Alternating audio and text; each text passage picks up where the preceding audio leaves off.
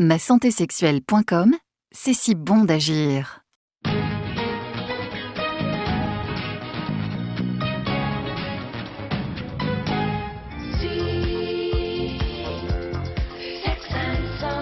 Bonjour, vacances riment souvent avec insouciance. Le fameux Si Sex and Son chanté par Gainsbourg résonne déjà et nous a donné l'envie de parler des amours et du sexe. Par ailleurs, un sondage réalisé lors de festivals révèle que 3 personnes sur 10 ont un rapport sans préservatif. De quoi se poser cette question cruciale? Prenons-nous plus de risques? Sommes-nous devenus imprudents en matière de sexe? C'est ce que clame Yves Salty. Bonjour. Vous êtes formel et en tant que sexologue, vous dites les chiffres en sont la preuve, on utilise de moins en moins de préservatifs et c'est souvent l'homme qui fait pression. On en parlera. Jacques Splinger, bonjour. Vous êtes également sexologue. Vous avez un autre avis sur cette question. Nous ne sommes pas devenus imprudents, dites-vous. Nous multiplions les partenaires. Et vous, qu'en pensez-vous? Vous souhaitez réagir? N'hésitez pas. Soyez pour ou contre. Merci à tous les deux d'être sur ce plateau aujourd'hui en ce 1er juillet. Alors 2 sexologues pour démarrer les vacances d'été. Et cette question, sommes-nous devenus imprudents? Yves, vous dites oui et vous parlez même de la pression de l'homme. Oui, mais pas pour tout le monde. Tout le monde n'est pas imprudent. Donc on ne peut pas mettre tout le monde dans le même Bien sac. sûr. Mais ce qu'on voit, aussi bien chez les jeunes que chez les plus âgés, ils ne sortent pas tous couverts, malheureusement. Vous allez dire, il fait chaud, c'est tout à fait normal maintenant. Mais bon, c'est ce qu'on remarque. Parce qu'il y a eu des campagnes de sida dans les années 90 très très fortes. Et puis, j'ai l'impression qu'à l'heure actuelle, ça baisse. Les gens, ils multiplient les partenaires, certes, ils multiplient les partenaires. C'est ce que vous disiez, Jacques. Vous disiez qu'il était. Je me permets de prendre la balle au beau. Vous me disiez, c'est pas tellement qu'on est imprudent, c'est qu'on multiplie les partenaires. Vous me donniez un exemple. Voilà, donc j'ai l'impression qu'on n'est pas plus imprudent qu'auparavant, mais que par contre les circonstances ont changé.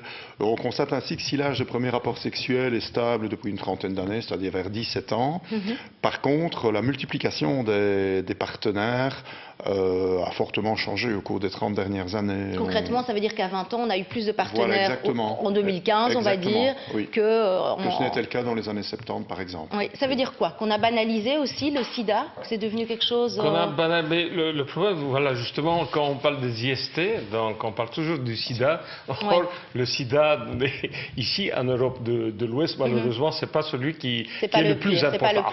Absolument pas. Donc, on ne parle pas du chlamydia, on ne parle pas de l'HPV, donc le human papillomavirus, qui sont beaucoup plus méchants chez nous en Europe de l'Ouest. Bien sûr, on en parlera. J'ai justement un article de presse, mais là j'ai un Facebook de François qui dit qu'il y a peut-être un manque d'information sur le sida, quoique. Il faudrait augmenter l'information et la prévention. Et beaucoup de personnes pensent que c'est une maladie sans gravité, que l'on soigne comme un simple rhume. Alors qu'est-ce qu'il faut dire aujourd'hui? C'est un peu ce que vous dites. Vous dites que ce n'est pas le plus dangereux. Ce n'est pas le plus dangereux. L'HPV est beaucoup plus méchant parce que ça donne le cancer du col de l'utérus chez les femmes. Donc le chlamydia, il est très important pour le moment. Et la syphilis qui commence à monter. Surtout au niveau des gays, donc de l'homosexualité, la syphilis prend vraiment une importance terrible pour le moment. Donc il faut en parler, il faut dire aux gens de sortir couverts. Alors pourquoi les gens ne sortent pas couverts? Quand on demande à un homme, tiens, pourquoi est-ce que tu ne sors pas couvert?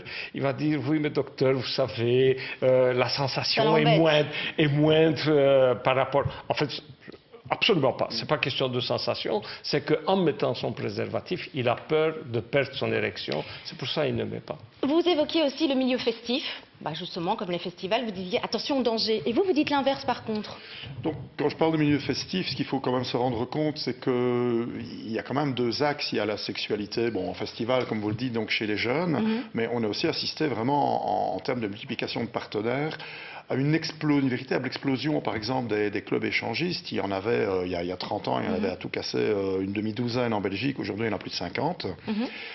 Et donc, de manière assez curieuse, les gens qui ont une sexualité plurielle assumée, eux se protègent vraiment bien. Donc de manière assez paradoxale, je dirais que le cadre libertin, les cadres échangistes, etc., me paraissent plus sécurisés que que chez les jeunes. Vous disiez l'inverse, hein, Yves, en Pas dans, préparant cette émission. pas dans les clubs Non. libertins. Dans les clubs libertins, les boîtes à préservatifs sont là. Donc j'espère que les gens utilisent. Mais dans des festivals ou bien dans des backrooms, comme on appelle chez les homosexuels, où la lumière est très très tamisée, on ne voit pas, et les gens ne mettent pas de préservatif. On est imprudents là. On ne met pas de préservatif, justement par peur de perdre son érection en mettant le préservatif. Écoutez, je vous propose de découvrir le chiffre qui fâche. On parlait des festivals à l'instant, hein. Donc dans ce milieu des festivals, donc un sondage a été réalisé par Studio Brussels et Volt, relayé par Solidaris. 3 personnes sur 10 n'utilisent pas un préservatif. C'est un chiffre quand même assez interpellant. On n'aurait peut-être pas vécu ça justement il y a 20 ans. Oui, parce que les campagnes contre le sida, justement, étaient, je pense, plus efficaces. Maintenant, j'ai l'impression, je ne sais pas, ça il faut demander aux spécialistes, mais j'ai l'impression que ces campagnes ont diminué, du moins l'impact de ces campagnes a diminué. Il y a clairement eu une véritable panique dans les années 90. Le sida était l'épouvantail absolu. Donc tout le monde avait peur de mourir, en gros. Mais ce qu'il faut bien se rendre compte, c'est que par exemple, les gens qui meurent aujourd'hui d'une hépatite sont presque aussi nombreux, et en tout cas en Europe occidentale, sont plus nombreux que ceux qui meurent du sida. Et l'hépatite C, par exemple, qui n'est pas très sexuellement transmissible, mais il n'y a pas de vaccin contre l'hépatite C. Et un véritable fléau, c'est également les infections herpétiques, donc l'herpès génital, qui lui n'a préservatif ou pas préservatif, vous savez, des attouchements peuvent parfaitement suffire. On n'en parle pas assez en fait. On n'en parle pas assez. Et qui est responsable alors? Donc qui est responsable du point de vue publicité ou bien campagne? C'est les pouvoirs publics qui sont responsables. C'est les pouvoirs publics qui sont responsables. De ne pas mettre le préservatif, en général, c'est les hommes qui sont responsables, comme je vous l'ai dit, la cause que je vous l'ai dit. Et puis il y a un facteur qu'il ne faut pas oublier. Ici en Belgique, il y a autant de femmes seules. Il y a autant d'hommes seuls. Vous voulez dire 3 fois plus de femmes seules? Il y a beaucoup plus de femmes seules. Alors les hommes, ils ont l'embarras du choix. C'est eux qui disent, je ne mets pas de préservatif, à prendre ou à laisser. Alors, et la femme est obligée de se soumettre? Elles se soumettent. Ah oui, ça c'est clairement ce que vous voyez dans votre cabinet. Mais je dis, pourquoi vous acceptez un truc comme ça? Oui, mais vous savez, une fois que j'ai trouvé un homme, je ne veux pas le lâcher, je ne veux pas qu'il s'enfuit, tout ça. Et hop, on met le grappin dessus et on accepte. Très bien, donc ça ne concerne pas uniquement une certaine tranche d'âge de la population? Alors, quelque part, c'est plus dangereux finalement Donc la proportion, c'est chez les gens de plus que 45-50 ans. Autant de femmes seules, autant d'hommes seuls. Donc chez les jeunes, c'est kiff-kiff. D'accord. Mais je pense qu'il y a vraiment une éducation bien davantage que de l'information, parce que les moyens, les accès à l'information sont énormes. Via le net, maintenant, on trouve absolument tout ce qu'on veut. Si vous tapez simplement maladie sexuellement transmissible sur le net, vous avez accès à toutes les informations. Mais je pense qu'il y a véritablement un manque d'information, et ce que dit Yves à propos des rapports hommes-femmes me semble assez exact, même chez les jeunes. Et donc j'aurais tendance à dire que vraiment il faudrait éduquer les femmes, les jeunes filles, à exiger enfin moi j'ai 4 filles, donc, mais vraiment à se balader systématiquement avec des préservatifs. Exiger le port du préservatif, il y a une rééducation à faire à ce niveau-là. Eh ben, très bien. Mais prenons justement Caroline Huard par téléphone. Bonjour, vous êtes avec nous, vous avez suivi le début du débat. Oui. Voilà, donc je voulais en effet que vous interveniez sur notre plateau, puisque vous avez relayé, chez Solidaris en tout cas, la fameuse information, ce sondage de 3 personnes sur 10, 3 jeunes, avons-nous envie de dire, puisqu'on parle de festival, donc qui n'utilisent pas un préservatif. Vous êtes également responsable du projet Jeunes chez l'Attitude Jeune. Quel est votre rôle concrètement, justement ? Donc notre rôle par rapport aux interventions dans les festivals, principalement, c'est de former des jeunes, à aller rencontrer des jeunes festivaliers pour discuter avec eux de tout ce qui est relatif aux risques qu'on peut rencontrer en milieu festif. C'est vrai que là, on a une expérience maintenant qui entame sa 3e année. Sur 2 années, on a rencontré 10 000 jeunes. Donc on a vraiment pu aller chercher des informations auprès d'eux. Et ce qui nous semble vraiment important à situer par rapport à ça, c'est qu'il y a un nombre vraiment très important de questions qui sont relatives à la sexualité. Donc les jeunes, selon nous, ils sont prêts à prendre leurs responsabilités. Ils viennent vers nous, ils nous posent des questions, ils discutent avec nous, ils prennent le matériel, ils viennent même nous en demander. Donc ils demandent pour avoir des préservatifs. On a aussi un stand où on permet d'utiliser, donc apprendre à utiliser correctement un préservatif. Et là, ils viennent vraiment très nombreux. Donc selon nous, ils sont prêts à prendre les responsabilités, mais ce qui nous semble vraiment important à signaler aussi, c'est que, par contre, ils ne savent pas toujours où trouver les réponses. Donc ça, ils nous le disent très clairement. On a plein de questions et on ne sait pas où trouver les réponses. Et pourtant, les initiatives, elles existent. Il y en a beaucoup. Il y a des personnes dont c'est le métier de faire ça. Donc nous, ce qui nous semble vraiment important à dire maintenant, c'est que les initiatives existent, mais elles ne sont pas encore assez valorisées, pas assez mises en avant. On est invité à être présent sur des festivals, mais voilà, il faudrait pouvoir continuer à en parler, à dire aux jeunes exactement où pouvoir venir. Et nous, ce qui nous semble intéressant, c'est dans notre dispositif, c'est que justement, ce sont des jeunes qui parlent à des jeunes. Donc parfois, c'est difficile, c'est très difficile de parler de sexualité. C'est peut-être plus facile, du coup. Voilà, eux, ce qu'ils nous disent, c'est plus facile, on arrive à poser plus clairement nos questions. Donc évidemment, on veut continuer à encourager ce genre d'initiative, parce que nous, ce qu'on peut faire après, c'est relayer, voilà, nous on a discuté ici avec vous, mais sachez qu'il y a des professionnels, il ne faut pas hésiter à aller les rencontrer. Très bien, merci. Sont recrudescentes.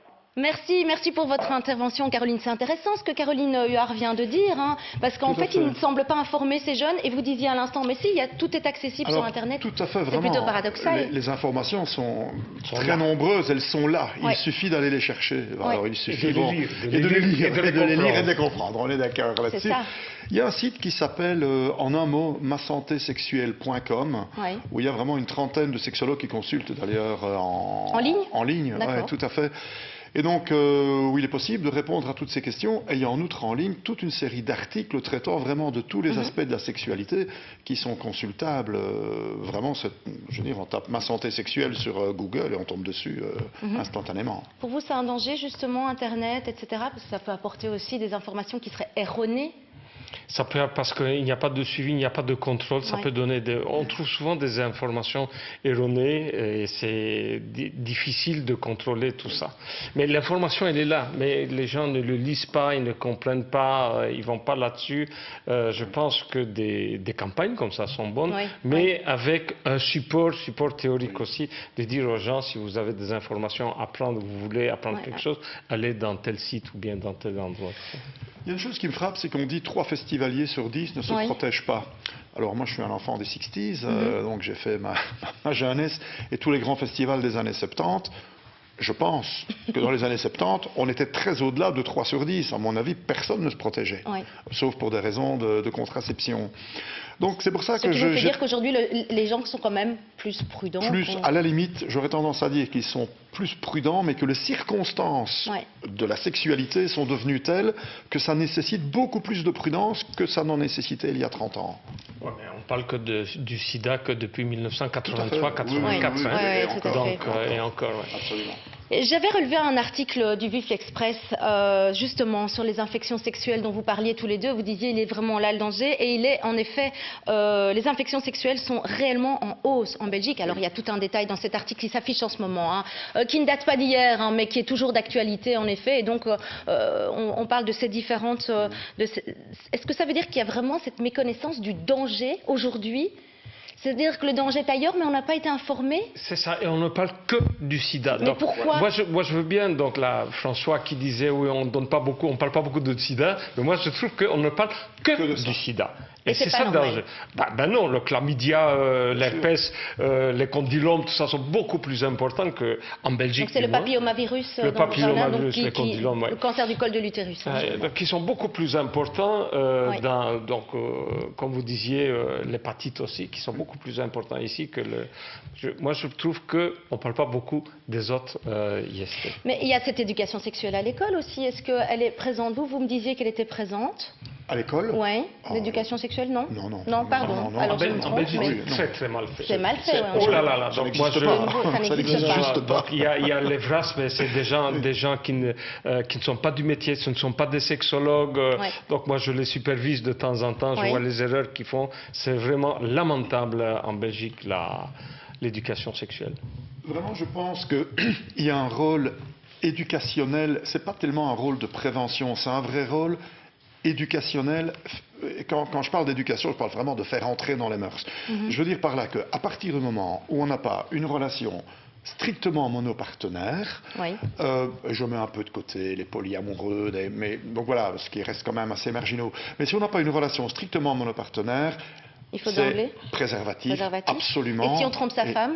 Et que la femme ne le sait pas, qu'est-ce qui se passe? Préservatif. Préservatif. Avec tout le monde. Ouais, si- Mais la femme va se douter alors qu'il y a quelque chose. non, Attendez, avec sa ouais, femme. Vous ouais. voulez- Mais non, mais Attendez, c'est la- si l'homme trompe sa femme, et si la femme trompe son homme... Aussi, hein, tout peut ok. arriver évidemment. On est d'accord là-dessus. Je ne prends pas Ok, parti. ça Je ne va. prends pas parti. Mais vraiment, je pense qu'en la matière ici, au niveau éducation, il faut réintroduire l'idée, une véritable idée d'hygiène. Oui. Et je parle d'hygiène de sécurité. Oui. Je pense que, un, port du préservatif. Deux, pour les personnes qui multiplient les partenaires, Oui. même les attouchements avec les mains, avec les doigts, sont vecteurs d'infection. Et j'aurais tendance à dire qu'une fille qui a une vie un petit peu, une fille ou un garçon, hein, mais non, mais je parle des Un filles peu parce dissolu. qu'effectivement, comme le disait Yves très justement, l'homme a tendance à imposer un petit peu ses Oui. craintes et ses volontés, et obligé à une hygiène, y compris des mains, vraiment extrêmement stricte, parce qu'il y a effectivement une prolifération aujourd'hui de d'une multitude d'infections. Il faut, je pense, apprendre à mettre un préservatif. Oui. Donc moi, j'avais un patient qui prenait du Viagra, donc la pilule bleue, plus son préservatif. Il disait, je ne sors pas sans chapeau. Ok, mais je lui dis, pourquoi tu prends du Viagra? Tu n'as pas besoin de du Viagra, tu fonctionnes bien. Oui, mais pour être sûr.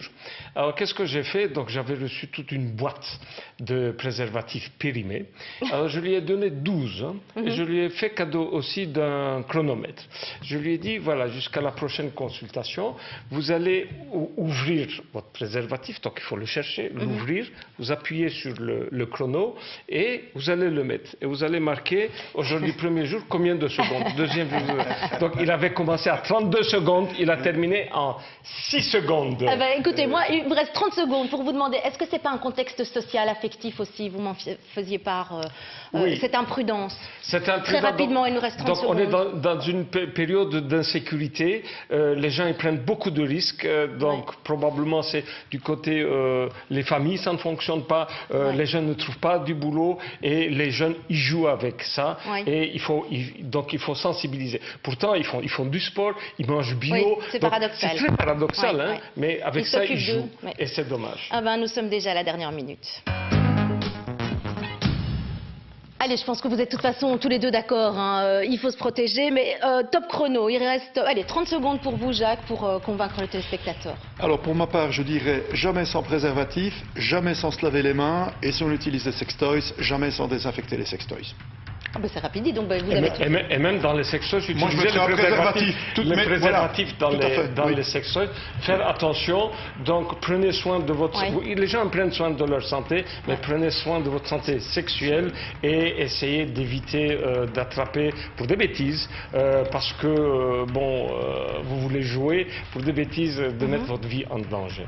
Sommes-nous réellement imprudents? Je pense que pas Il tout le faut le monde, rappeler. mais il y a D'accord. un pourcentage de la population qui est vraiment imprudente. C'est à eux qu'on s'adresse d'ailleurs. Bien ici. sûr. Eh bien, merci. Merci à tous les deux d'être venus sur ce plateau pour parler de sexe, tiens, ce début des vacances. Merci pour votre participation. Merci à vous également d'être intervenus via vos Facebook ou autres téléphones qu'on reçoit régulièrement. Merci pour votre fidélité. Tout de suite, RTL Info 13h avec Luc Gilson. Et n'oubliez pas, c'est important, on ne le rappelle jamais assez, sortez couverts. Ciao, à demain et bel après-midi sous le soleil.